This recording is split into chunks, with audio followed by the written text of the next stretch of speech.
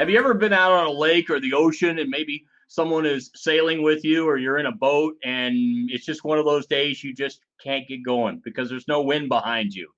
It's all about momentum and keeping momentum. And that's what we're going to go back into. Hi, I'm Dave Shore. Welcome to the 3-1 group. If you check out our other topics that we bring you by subscribing to our channel right here, we talked about building momentum as one of the big things. You know, in Productivity Daily, moving friction slows us down. And I bring in my colleagues on the 3-1 group, Mike Morgan and Kevin Kolbe. And guys, you know, Newton's second law, I think, is very important here because it states that an object in motion will stay in motion if there's no friction that stops it. And while that seems like such a scientific theory right there, you just know that this is what happens. We talked about how important building momentum is, but I'm not sure if the most important thing is not keeping momentum and making sure that that friction, those distractions that come at you all the time, don't somehow stop you and then you fail in sales, marketing, content creation, or whatever. I'm sure that's happened to one of you guys. Mike? Oh, yeah. Yeah. Look, I think keeping momentum is, it's foundational and critical to succeeding in anything. And the reason I say that is it's extremely difficult to create momentum, to get the momentum started. The car moves easier when it's going from 45 to 50 than it does when it's going from 0 to 5. Getting yourself in a position where you're creating some momentum is a super accomplishment. It's critically important to getting you where you're trying to get to in terms of your goals, personal, professional, whatever you're trying to accomplish. But once that momentum is started, one of the worst things that can happen to you, I believe, is to have the momentum stop. And then you've got to recreate and start from square one because you don't get to pick up your momentum where you left off. You get to start all the way back at 0. So keeping momentum once you get it started is that's just like a daily mission. That would be a daily mission for me. Yeah. I think one of the things that is can be a momentum killer are interruptions. Now, there are planned interruptions and there are life happens interruptions. And the life happens, well, welcome to life, right? But it's the planned ones. And I've actually had the planned interruptions before where, you're on the phone with somebody you don't want to be on the phone with and you tell somebody, hey, call me in a few minutes so you can get out of that. Right. That's probably the extreme. But I think for me, it's like I can quickly get interrupted if I allow myself to. So, I would say if you allow the interruptions, then you're kind of giving somebody else the permission to kill your momentum. So like when I was at the TV station and, I was leading the creative team at the Fox station the last time I was in television, I would have times where I would say, guys, you can bother me about anything unless my door's shut or my time is blocked. And then please make it an emergency. And so you train people that way because otherwise sometimes it's just hard to get that, where was I in the middle of that thought or in the middle of writing. I will share this though, that I think was interesting. And I've never researched if it was true, but I hope it is because it's a cool story. I read once that Stephen King, when he was writing, first of all, I don't know about now, he would always write either a longhand or typewriter. And he would stop mid-sentence. So when the next day, he would have to think, okay, where's the character going? And it was a trick he did to keep his momentum so he never completed a thought. Now, at some point, I guess when he finished the book, it would end. But I just think that's interesting. I think that's very interesting because I immediately thought of a sports analogy, guys, as I so often do. Coaches have this ability, or they don't have that ability, but you can easily tell about keeping their team, keeping that momentum that has been established, or somehow, if it hasn't been established at halftime, somehow getting that. So my few seasons that I got a chance and was blessed to travel with Phil Jackson, and one of the things that made him such a great coach is if you looked at what was going wrong right before a half, you would see an immediate change at the beginning of the third quarter. And somehow that was the most important 2 periods throughout the course of a game, that you were either going to win it or lose it. And he just had that ability to see, and he would also impress upon players themselves. You got to have that self-awareness of being able to see how things are going.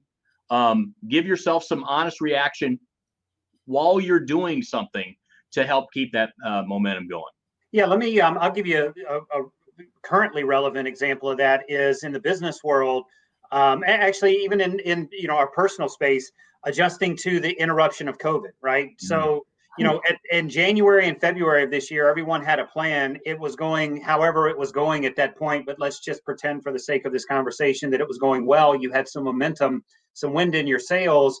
Mid-March, all of a sudden the country's shutting down, and your momentum is, while maybe not maybe not stopped 100%, it's definitely slowing. And by the first part of April, if you haven't started to make micro adjustments and tack your boat in a different direction, if you're a sailing enthusiast, or, like you said, if you haven't made those micro adjustments, like Phil Jackson was and probably what's the Belichick, make these micro adjustments. If you haven't done that, as you're running into obstacles, your momentum slows and eventually it's going to stop. So part of keeping momentum, I think, is having the skill, either yourself or through a relationship you can develop with a coach or someone that can help you, start to tack in different directions to make sure that you don't completely stop. You at least keep some momentum and start to build up more speed once you figure out the best path around the barrier that you've encountered.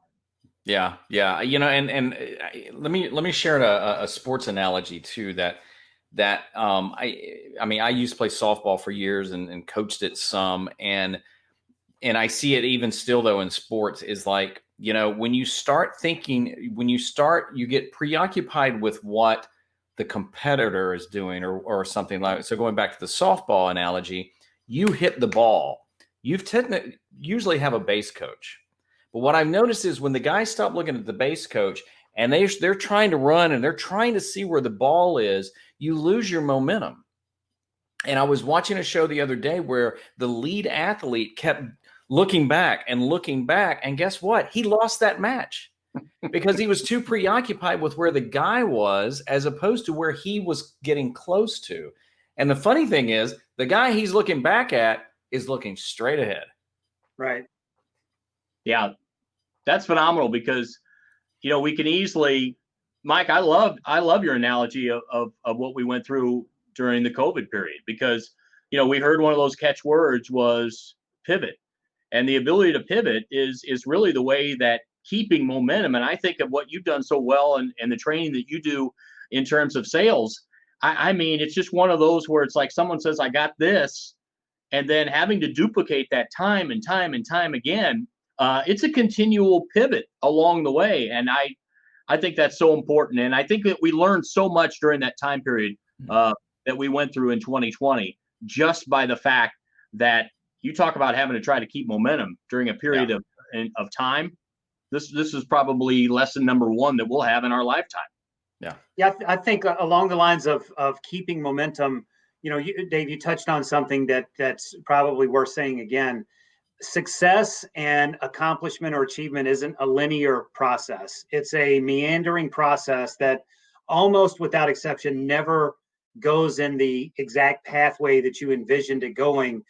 Getting momentum is getting started on the path you believe you need to take.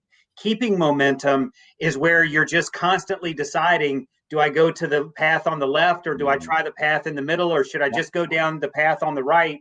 Knowing that as long as you're moving down the path, you're going to be moving closer to what you're trying to accomplish. Even if you're wandering around the long way, at some point you'll recognize that and can, again, make another micro adjustment. But moving towards the end goal, without stopping, is the goal itself.